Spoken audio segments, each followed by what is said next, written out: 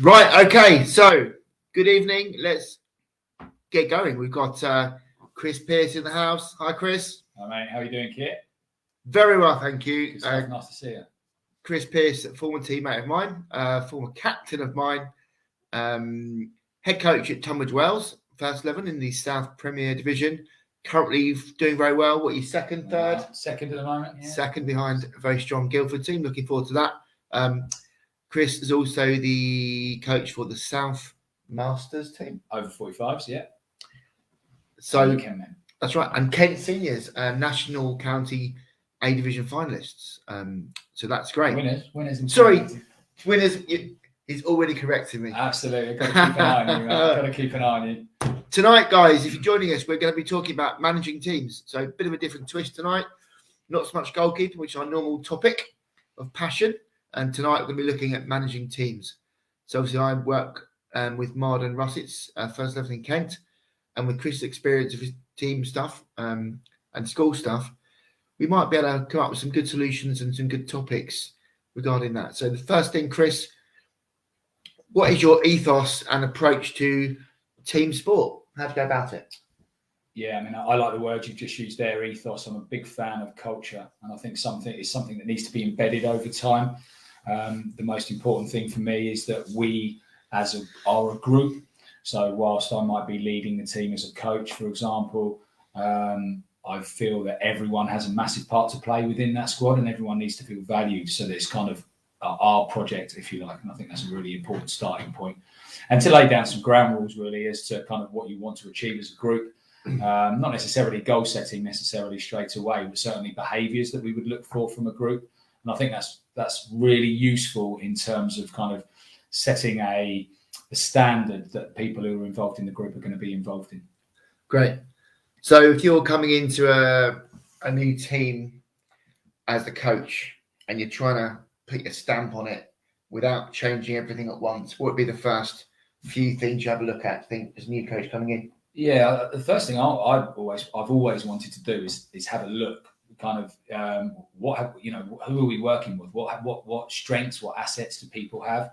And I think it's really important to just offer something initially that's quite generic. You know, if we're talking hockey, then I'll be talking about kind of basic gameplay. Let people play. I don't want to go straight into drills and what skills have we got to work on and so on. I want to see what people have got, what people can offer, because I think it's really important that we learn from players as much as players learn from coaches. So I think that's kind of the base for me. Is let's have fun, enjoy ourselves, and from there find topics. It might be topics, or it might be elements of strategy or tactics or skills that you notice, actually, this is my starting point. This is what I want to work on. I don't like a starting point to be pre-planned. I'd much rather see what we're working with and go from there.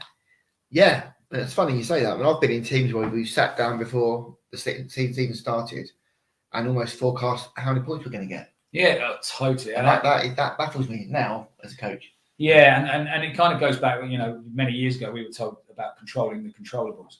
And I have a real problem with, setting goals when you don't know all the different areas that are going to affect your outcomes, the other teams that you're playing against, the injuries that you might pick up during the season. All these things you can't make allowances for at the start. And it worries me sometimes when I hear players going, we're going to win the league, we're going to do this. You aren't necessarily in control in that, because you can't control the opposition that you're playing against. How strong are they? We're finding that in our league this year.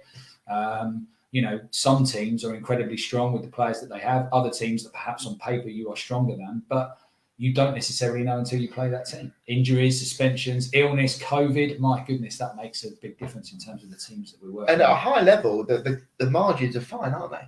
If you look at the Premier League at the moment, in the men's division, you've got Hampshire Westminster, Guildford, Hampshire Westminster, Surbiton. Yeah. You've got Old Georgians, Wimbledon, the four big boys going at it, and there's not much between any of them. It does. It's fine margins. I mean, that's the other thing. I think what's fantastic as a coach is when you talk. We started this by talking about culture and ethos, and for me, the ethos element of it is about what do we believe in? What are those things we're prepared to work on? So if you have a team who think that having team meetings and setting goals is not for them. They don't really buy into it. A bit cheesy. I think some people find those sort of things cheesy. I think that's a real kind of marker as to where you're at as a team. Because for me, I want teams to go, yeah, we do need to set goals, not necessarily long-term goals, but short-term goals. How are we going to achieve those? What are we looking to work towards? And if you do that, those margins become very, very small. Here's an example. Punctuality, which is something that you've always laughed at me about. Yeah. But, we set it at the start of this season. Training starts at 8. It's not arrive at 8 and warm up and so on and so forth. Training starts at 8, so we want players arriving early and being warmed up, ready to go. Now, that for me is one of those small margin elements that can be the difference between winning those big games and struggling in those big games. So, yeah, really important. And actually, in the modern game, and my experience with Wales has shown me even more so, at the higher levels, there's a lot of player input. Yeah. The sort of the days of the dictating coach, we're doing this, you do this. It's on the way out. And I've really bought into that player-led style of coaching. So with Wales, been under 2 head coaches, Zach Jones and Danny Newcombe, and both outstanding international coaches. But now with Danny Newcombe, his style is actually gives the players, and not just senior players, he gives all the players the platform to actually have a voice and to contribute. And I do believe actually the ownership is just that much more achievable when it's the players policing it and bossing it and owning the performance. Yeah. I feel very strongly about that as well, because if you at the end of the day as a coach, when it comes down to those key moments in a game, you're on the sideline. You can't influence that, right?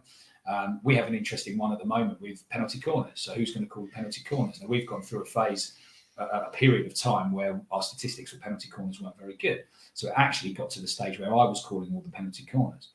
But we played Guildford last week and we scored in the last 5 minutes from a penalty corner. But actually, player-led, let the players decide. Actually, they've got to execute. And, the call was made by the captain and we scored the goal. And very happy to see that, because they're the ones who have to execute. And I think when you have the thing I like, you must have seen this kind of boss versus leader. I think there's a massive, massive difference between someone who's the boss and it's their way, autocratic, I'm in charge sort of thing, and this is how you do it.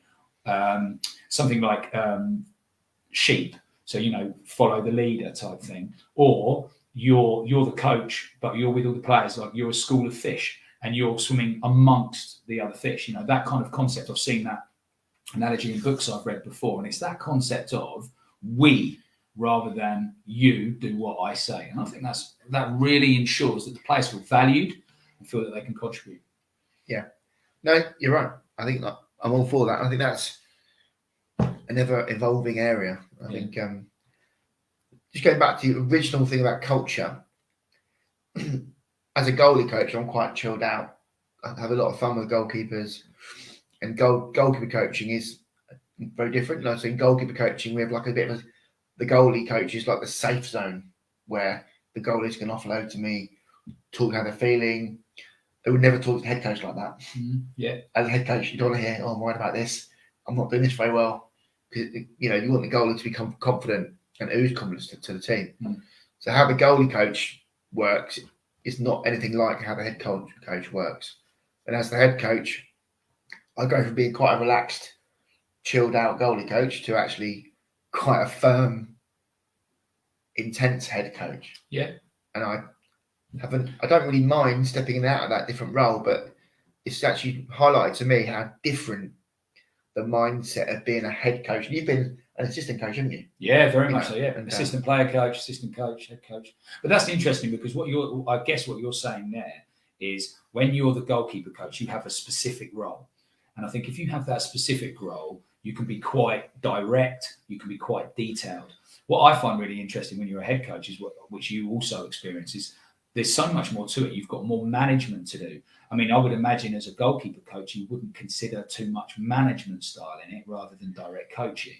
Whereas when you're working at your club, you've got to manage the other coaches, you've got to manage the players, the club structure. I mean, you're not just talking about the players that you work with in the ones and twos, you're talking about kind of the committee and so on and so forth. There's so many more strings to the bow, which makes your amount of responsibility, level of responsibility, so much greater. And I found what I liked about being an assistant coach, and kind of how it materialized for me was I was allowed my opinion and to voice that opinion, but ultimately the final decision wasn't mine.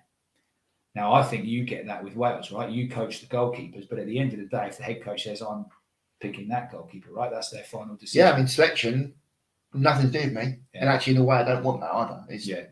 I train the goalkeepers, I get them into the right mindset, I get them in form, I get them sharp. I feed back to the head coach how they're all getting on individually and what the vibe's like. Ultimately, the head coach will pick who he wants, and that's how it should be. I don't really get involved, and actually, I think, not just goalkeepers, but head coaches. Sometimes as a goalie coach, I know the ins and outs and the intricacies and the techniques, and the head coach doesn't always want to know that stuff.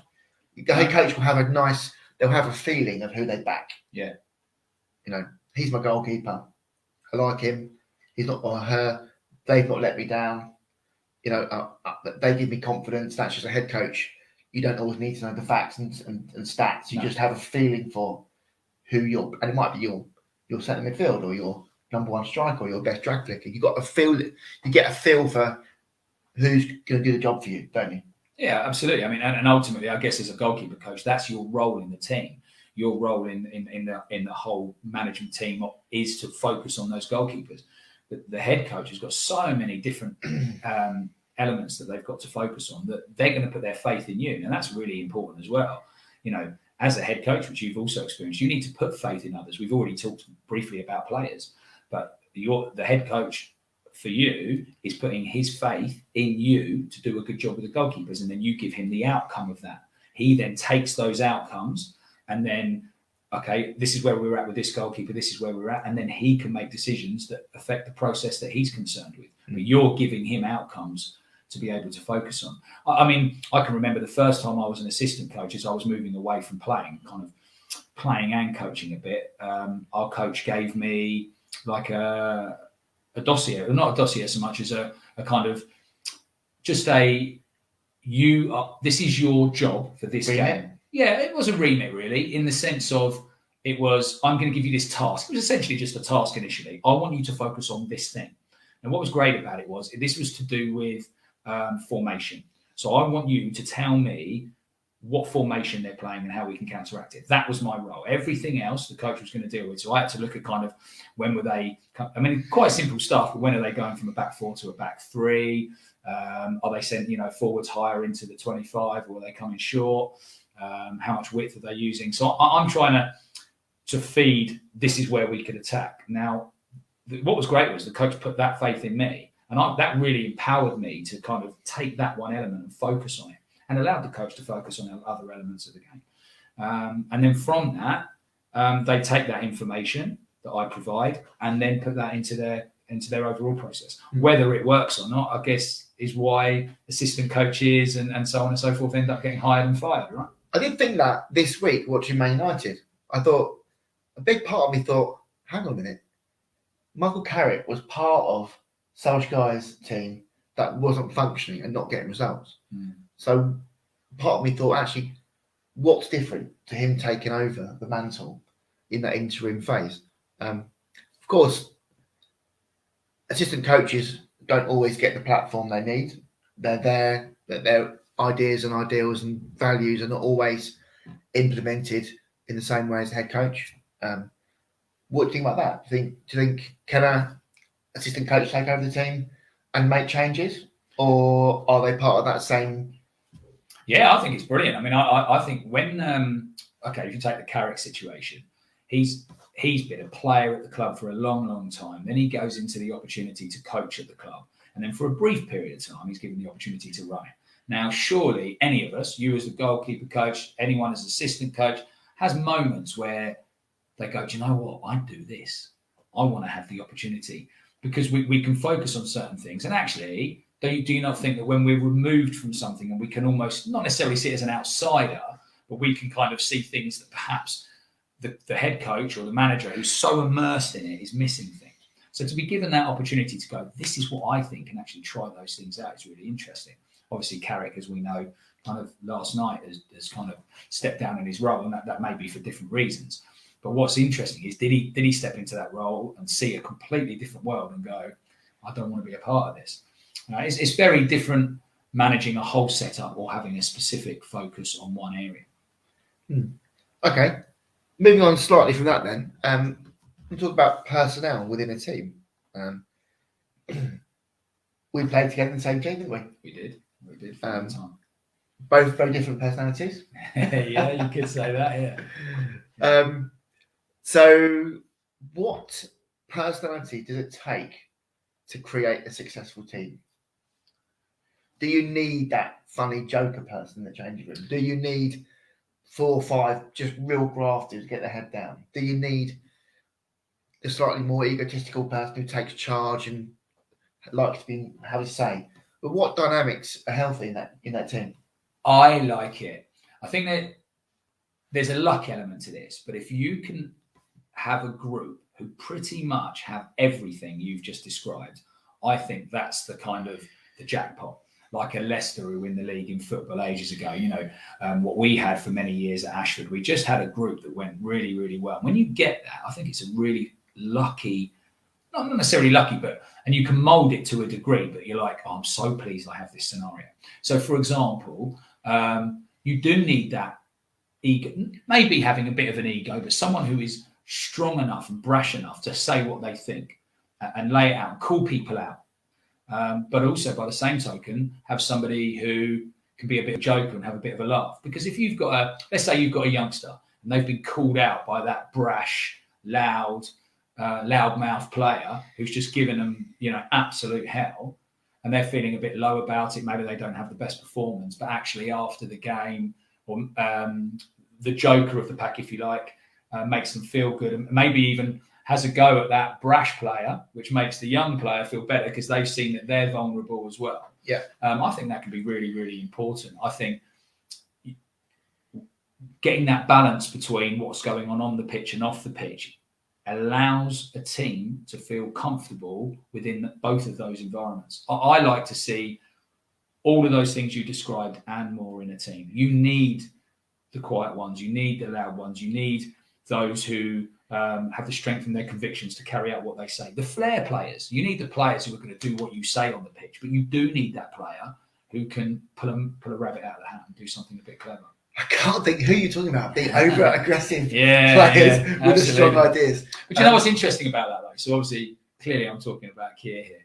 But what was really interesting when we played together is your passion and competitive spirit, amongst many other things, was so vital to the success. So that when we did need kind of a smack on the backside, if you like to say, come on, we've got to up our game, you were always there to provide it.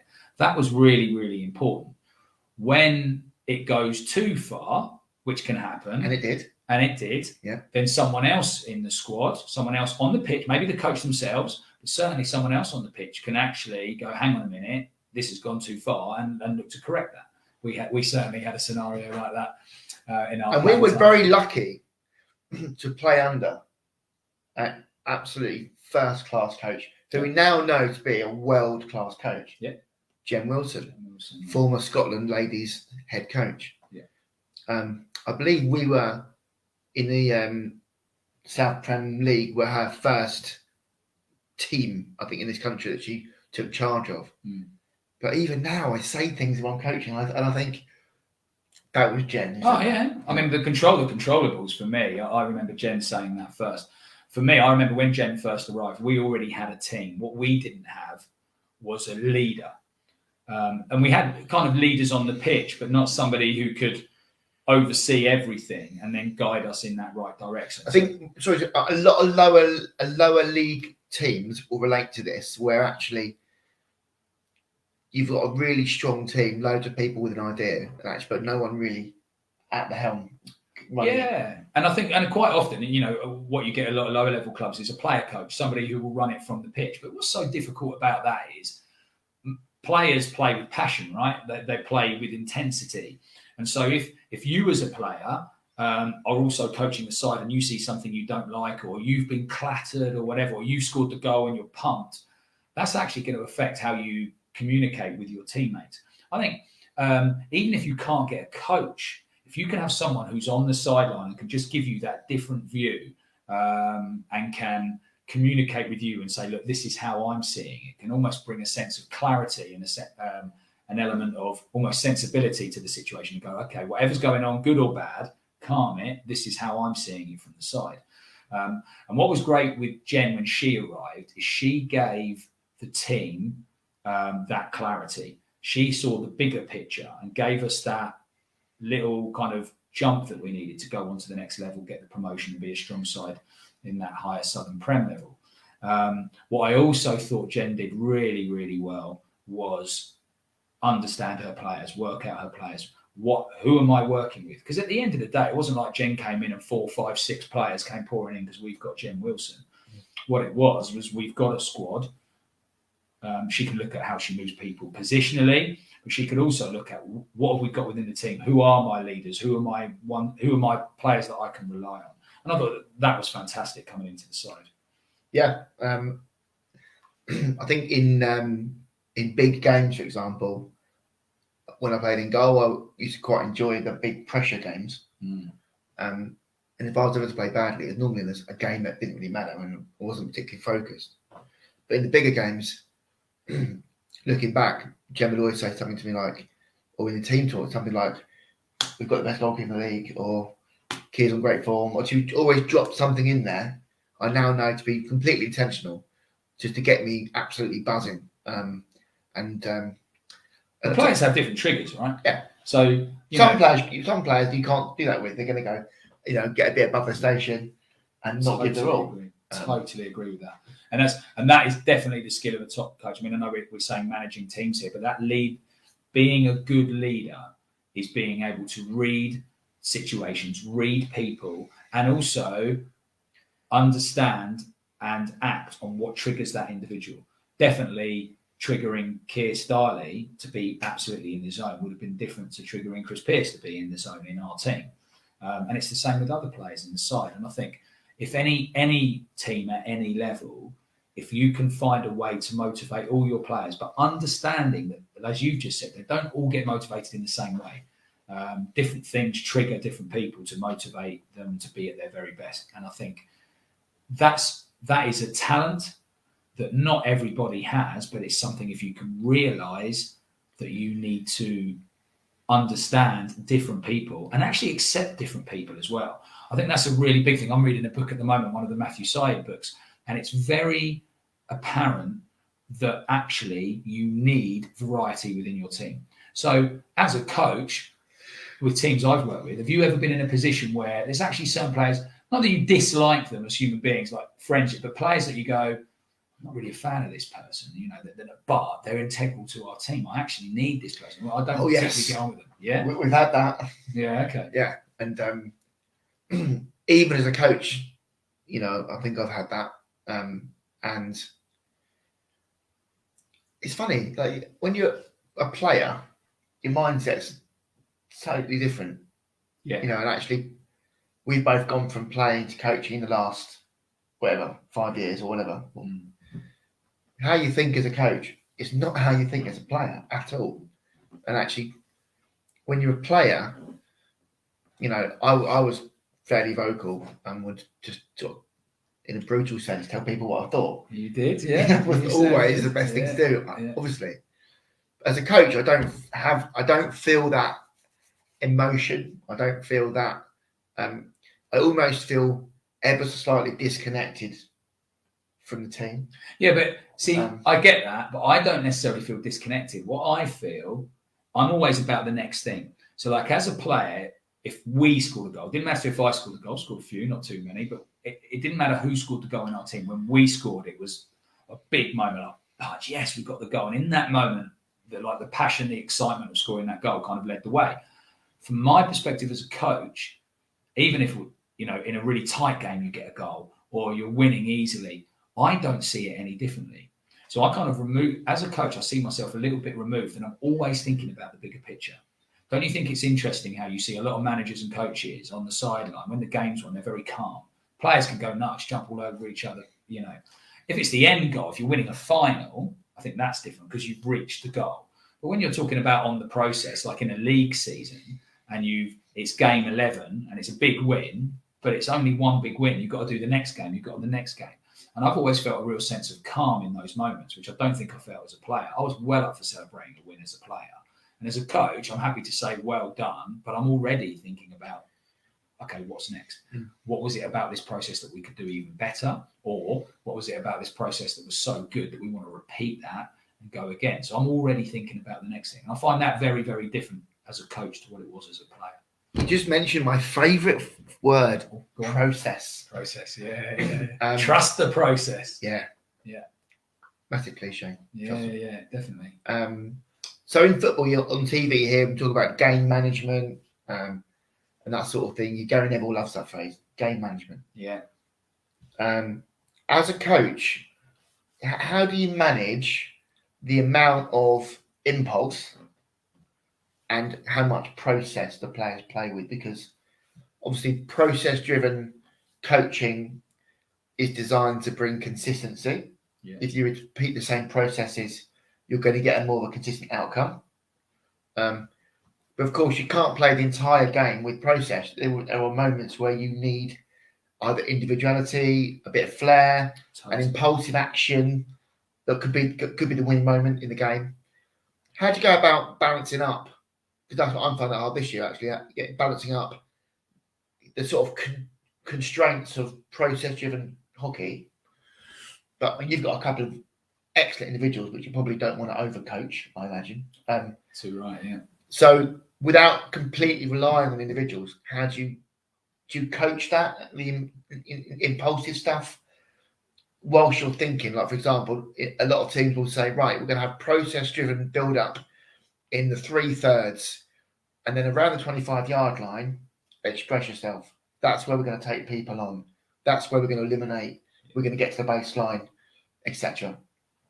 Is there a way you do it? Yeah, funnily enough, just before you finish that, I was going to go down that route, which is a key example might be a midfield player. So, a fantastic ball carrier, really quick hands.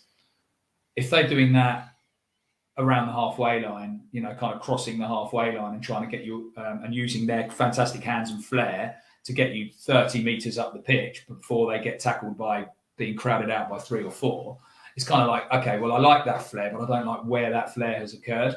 So it's almost in those scenarios going, okay, look, you tell that player how fantastic they are and how valuable they are, but you show the team an area of the pitch where you want that player to be executing those skills. Yeah. So for me, the process would come by how do we get here to allow that player to show their flair? And I think, how do you achieve it? For me, video, not everyone has access to video footage and so on. There's many ways to do it. You can go very professional, be behind the goal and have software and all that sort of stuff. But ultimately, anything whereby players can see for themselves. I've always found, I'm jealous of this generation. So when I was a youngster, we didn't have access even to phones. Yeah. As a recreational golfer, it's amazing. The first time I saw my golf swing, and it isn't the best golf swing, shall we say.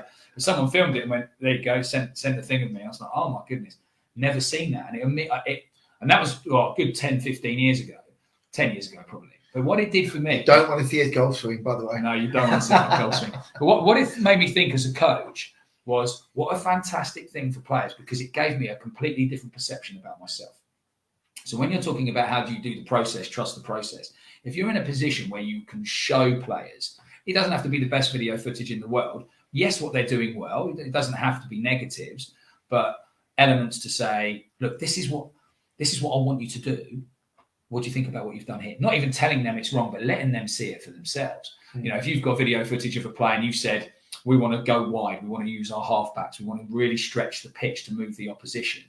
And then in a game, one of your players goes through the middle and gets completely intercepted and we're hit on the counter. You can talk about it afterwards, but they may have forgotten it because other things have gone on in the game, or they've chosen to forget it. Yeah. And then you show them that footage and they find out for themselves. Then hopefully that can that can help the process. Because again, we go back to what we said earlier, everyone needs to be involved in that process, right? It's not the coach leading it, just telling the players. And video footage from that perspective can be really powerful. If you don't have video footage, or even if you do, the idea of working in processes through training and say, this is what we want to do here, just work on this process, which could be playing the ball into pockets. So we're going to play this pass into the pocket. I want you to bounce out and then re-lead. Something like that can be worked on time and time again. And then you take that into the game. When it happens in the game, you praise when you see that because you're working on your process. But then you also praise the flair when it comes and say, there you go, we've got into this position, and then that's led to this opportunity. Although one thing I will say, which I always refer to coach's worst nightmare, that bit where you're like, no, what are you doing? Don't shoot. Oh, great goal. Great goal. Yeah. Absolute classic. And I think any Mike coach... Wood. It's Mike Wood watching tonight. That's Mike Wood. Yeah. But any coach at any level would have had those moments where you're like, don't do that. Oh, that's fantastic. And that's a difficult thing. Sometimes I think you have to swallow your pride a little bit as a coach as well. And go, do you know what? You didn't necessarily get it wrong, but they didn't listen to you and they executed. But then that can work the other way as a coach, because when you've told them not to do something and they do it and it goes wrong, then that gives you license to go in and correct them. So, yeah, it works both ways. But, again, you've got to empower your players. Now, the game of hockey is evolving year on, year out. It's getting quicker. There's more ways of scoring. Short corners are now, I believe, on the point of becoming too dangerous. I think that's going to be a big change in short corners in the next 3 to 5 years. Drag flicking, may be outlawed. I don't know. I think it's the top level, ball going best part of 100 miles an hour past people's face. Yeah. From by the time they go of it, about 12 yards away. It's pretty hairy. Yeah. You wouldn't get me back there. No.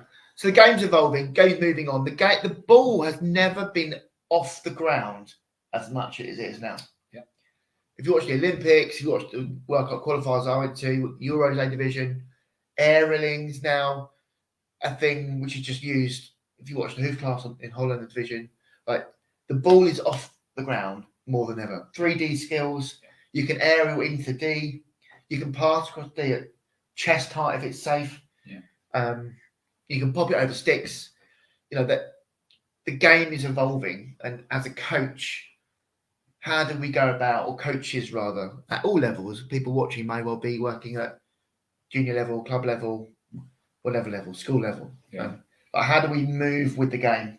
How do we evolve with it? Yeah, well, to give you basically, I mean, as you said earlier, I'm a PE teacher as well. I'm a director of sport at grammar school.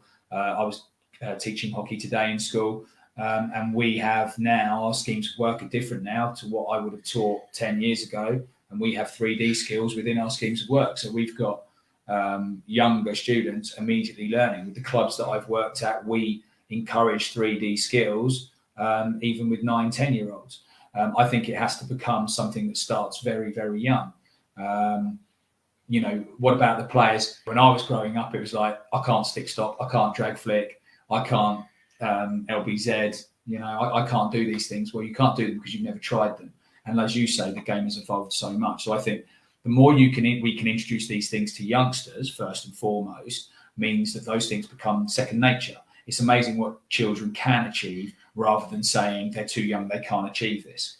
And I think that's a really, really important thing on a longer term goal, to encourage everyone to be able to achieve those things.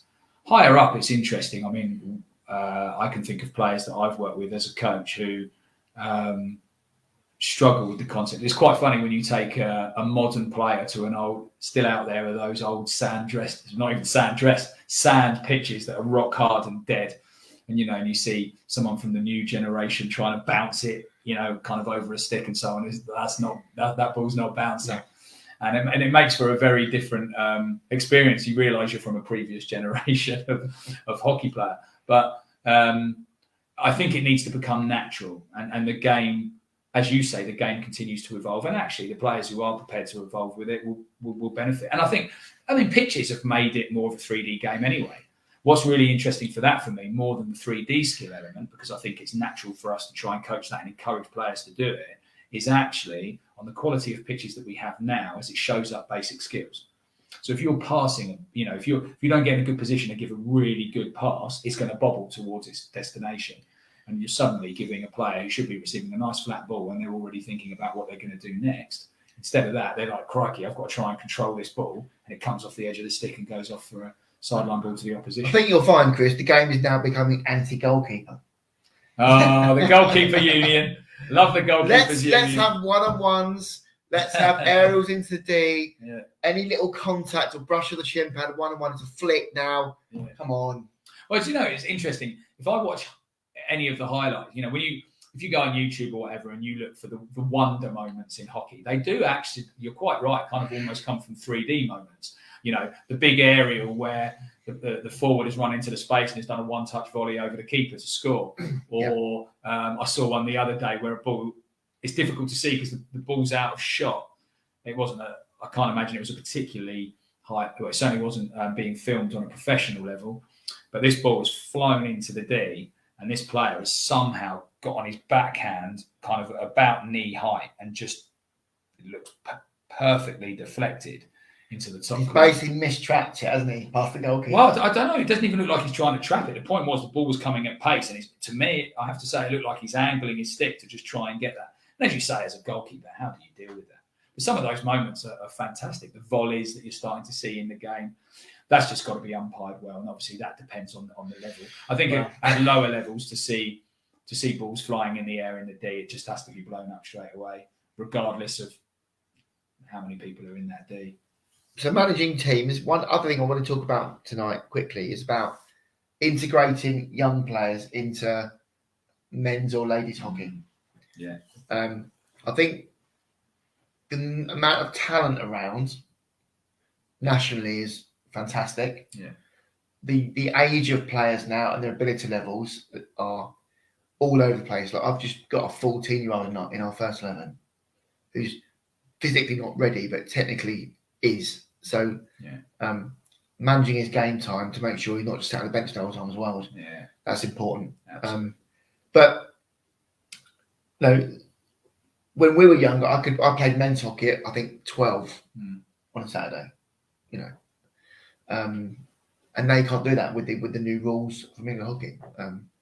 But as a head coach, do you treat your younger players differently?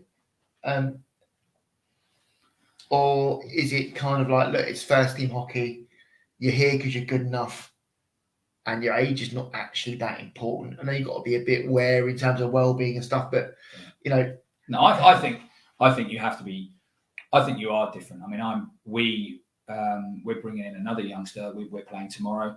There's another youngster going to make his first team debut tomorrow. I actually think there needs to be a nurturing approach. What's really interesting is I know players at other clubs at National League, boys that I've taught at school who would like to be midfielders or forward players, but actually are playing at halfback at National League level, which I think is fantastic. They know that they're biding their time and building into that level of hockey, but also the different kind of mindsets from playing in different positions and what you see and how you read the game can only develop you further. Ultimately, as a coach, nurturing those players is really, really important. The experienced player who gives away a horrible pass, kind of a flat pass across their own D, gets intercepted and so on. If that's an experienced player, then perhaps you're more within your rights to let them know that that's unacceptable. Whereas with youngsters, we need to nurture them and build the positives in their game and actually pick out what they're doing well rather than the things they're doing not so well. So I do think that word nurture is really, really important to me with young players, because actually, A, they're the future of the game. B, I think you've made a brilliant point, and it ties in with what we were saying with 3D skills. I think we're in a period of time in hockey where a lot of these youngsters have got almost more ability and certainly skill than the generation that they're following. The 28, 29-year-olds perhaps don't have the level of skill that these youngsters have. What I'm finding with the youngsters... Well, coaching has never been more accessible. Now you can go on hockey camps, residential camps, one-day training sessions. Yeah. If you look on Instagram, everyone's a hockey coach. All of a sudden, you can actually coaching has never been more readily available. Yeah, agreed. In every half term, every summer, every school break, you know. And actually, when I was growing up, there's a couple around expertise was quite big. Yeah. So that's got to be relevant. Do you think? Yeah, of course it is. Yeah, having access, you know, the fact that anyone can access different skills and see how these different skills are performed, you know, different ways to practice them and so on. And people can go and practice it, you know, in their back garden or whatever, and they've seen it online and they can follow that footage. All that does is give youngsters more information to just absorb and become better. And actually, youngsters are the best at kind of, you know, that the generation of 10 to 20-year-olds are just absorbing more kind of through practice, absorbing more skills, different ways to perform them. What I think, if you talk about youngsters coming into a first team environment, you have a 14-year-old, you know, maybe 15, 16, 17-year-olds, even 18-year-olds, is understanding the bigger picture. What about a youngster who at school level and at junior club level is the superstar, but then you want to put them in a zonal press? Now, if I'm finding that youngsters need time to process how to zonal press, because as we all know with a zonal press, all it needs is one player to be out of position and there's a gaping hole which gets exploited. How do you ensure that a youngster is learning how to, because at the end of the day, you're not going to be able to do it well until you're put in that scenario. But by the same token, if you do it in a league game, for example, and they're out of position and we get hit on the, you know, we get hit and they go and score, players are going to turn around to that youngster and put the blame on them. So it's a very delicate process for me in terms of strategy for blooding youngsters. And as you said, you can give them certain amounts of pitch time, play them in different areas of the field. But it goes back to that word nurture for me. If you take young players, you've got to play them. Yeah, without a shadow of a doubt. It's really so often you see the young guy on the bench. And don't worry about making mistakes. You know, mistakes are fine. What I always say, and this is relevant to all players actually, not just youngsters, I don't have a problem with making mistakes, and I want to make it very clear for anyone who plays in teams that I'm involved in, that I have no problem with making a mistake, as long, you know, we need to learn from those mistakes. And actually, I feel really strongly that's the best way to learn, particularly for youngsters. And I'm very happy to have those discussions with players. You know, how do you feel that went? Why did that go wrong? What was your thought process? Go back to how we want to engage our players. Honestly, what were you thinking? What was your thought process there? Well, there are concept mistakes, aren't there? And there's execution mistakes. There's a concept where the player has tried something which is not in the team's makeup. Yeah. It's not what their job is. And they're the sort of mistakes that normally get you yelled at. Yeah. And there's execution mistakes where actually you're trying the right thing. You're trying what the coach has asked, and you haven't quite nailed it. You haven't quite, and they're the ones I don't mind as a coach. If someone's trying the right thing and doesn't quite execute it. I think when it's a concept mistake in a team environment, they're the ones that actually people don't like, because it's where you're just trying something either random or, for example, dribbling out of the fence, doing the wrong thing in the wrong part of the pitch. They're the ones, I think, young players who have come from school hockey and have been used to sort of taking people on and going past people quite easily. Yeah. Suddenly playing against men, better players, high level, a bit more physical contact. For me, I'm not saying people get yelled at for it, but I think if it's a concept mistake, an execution mistake, I view them as a bit different, personally. Yeah, they are. And but how much of sport, not just hockey, is about decision making, and decision making ultimately comes from experience as well. And so, yeah, you call it a concept. I totally get that. I probably refer to decision making, going, why did you make that decision? What decision do we want to make? And sometimes, you know, if we're going to embed something, it sometimes takes practice to groove that response and the response that you are looking for. We talked earlier about flair, but really with the youngsters, what you're looking for is just nail the basics, you know, get those mindsets right. And then as they grow with patience, we have patience with them, they have patience in what we're asking them to do, gradually their flair can develop and so on. So yeah, you're quite right. And as you say, if you've got someone who's trying something and trying to do the right thing and it doesn't go right, not a problem. Persevere. Have no, absolutely. In fact, I'd encourage that. Yeah. But with decision making, then again, we have to mould that so that we get the kind of desired responses we're looking for. So you coach a Masters team, don't you, Chris? I do. Well, yeah, I do. I mean, it was the South team, and obviously South has just been kind of split into 3 sections, so we don't know what's going to happen next. Right. And COVID played a little bit of part in missing out on 1 year. But yeah, it's been funny enough.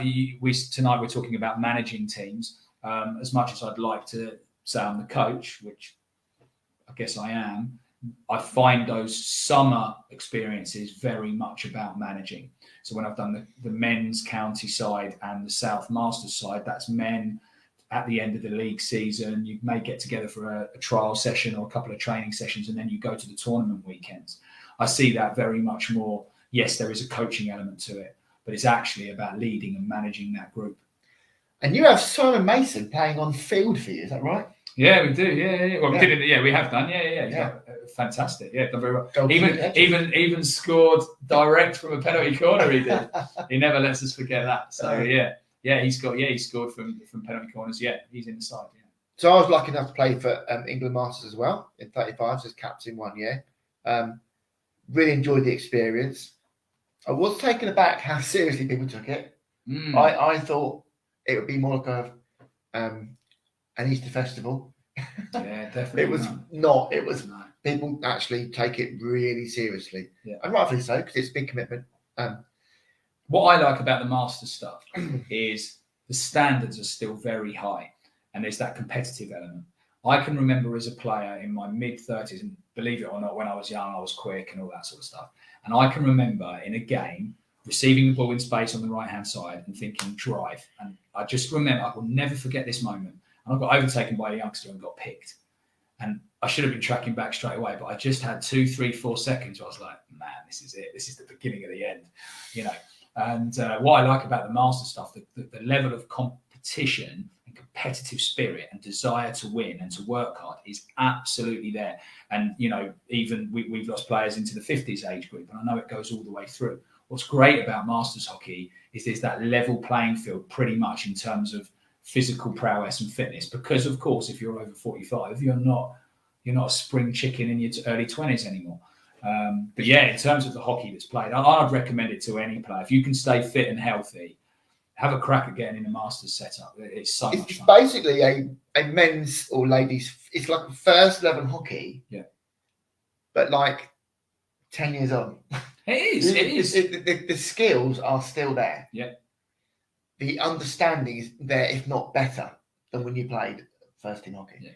And a lot of those guys that I played with, and you probably coach, still play for their first teams. Yeah, totally. Yeah, I mean, they're highly experienced players. Yeah, we had Sam Berry playing for us in Yeah.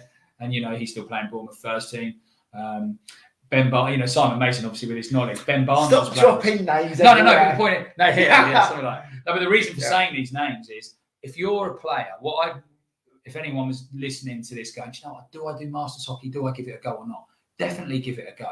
Because if we had players in our side who were just like, oh my God, they weren't saying it out loud, but there was that feeling of, I'm getting to play with Simon Mason. He's been in these Olympics. Ben Barnes, who's played international hockey all over the place. Sam Berry, who's played Premier League hockey, blah, blah, blah. And many other players in the side. And then you've got the guys who've stayed fit, stayed strong, played a really good level of club hockey, but still have that desire to push on. And it creates a really nice vibe and dynamic over a weekend that is so enjoyable to be a part of and still has that competitive spirit. It's really enjoyable stuff, yeah. It's big business now as well. Like Masters hockey is big business. It is. Big business. Yeah, it is. I'd love to do a Masters Golden Camp. Yeah. Just Masters, because the standard is high. And there's lots of people who want to do it as well. I mean, at the end of the day, for all positions, but particularly for goalkeepers, I've come across many keepers who love the opportunity to do Masters. Well, you've got, Masters hockey, you've got, generally speaking, highly experienced people with the means to actually commit to it and the time to commit to it. Yeah. Like, there's so much going for it. And the dedication of those guys and girls playing Masters hockey is phenomenal. And there's also the social element to it. It's so nice when you rock up. We were in Manchester for it this year. And it was so nice, people from all over the country who've come together, and they may not have played against each other for 10 years, 15 years or whatever, but they come back together and not reminisce over old times or anything like that, but, you know, talk, you know, renew rivalries and stuff like that, which is great, and then have a laugh off the pitch. Hockey world's very small. Hockey world is very small. Yeah, you can go, you know, you can go, you know, you can go to clubs that aren't your club and know people, and just pick up where you left off. I was at Canterbury last week watching a match, you know, and I've not played for Canterbury for a long time.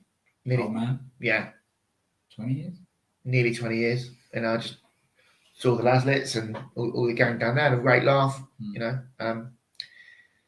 But I think, you know, the hockey with online stuff now, the hockey community has grown more than ever. Hockey's always been a very sociable sport, and pre-internet, you'd go to grounds, see people you knew, have a chat, have a drink, have a catch up. And now with Hero especially, I've noticed it online, where you've got Facebook pages, you've got these sort of things, online talks. Everyone wants to share their ideas, share their experiences, and again, everything just feels easier. It's there for you to access. Yeah. And you know, years ago that wasn't the case. Years ago it was pretty much play hockey. Maybe, I mean, pre-mobile phone. What do we do? What do we do before mobile phones? Yeah. Just hook up with people, you know. And yeah, absolutely. I wouldn't want to be a kid now, though. No, I would not want to be a teenager now with all the social media platforms. Yeah, I agree. YouTube. That's what, you know, when I first started playing in that kind of pre-mobile phone social media era, that was kind of. I know. I can remember offsides in hockey. Jeez, yeah, definitely. But you know, like you say, the social on the Saturday and so on was fantastic, and people that you wouldn't pick up and phone them, whatever. Whereas these days you might play against someone twice a season, and you're in completely different counties, but you can message each other, whatever it happens to be. So yeah, it's a very different world. But that Masters world is fantastic, and I'd recommend anyone to try and give it a go if you've still got your fitness and so on, and see if you can play through some age groups and catch up with old friends and foes. Fantastic. Yeah. On that note, I think we'll wrap up this little chat about team management. Thank you for joining us tonight, Chris. Thanks, mate. Thanks for popping in. No, thank you very much for having me. Really enjoyed it. Thanks very much. Take care, guys. Take care. Cheers.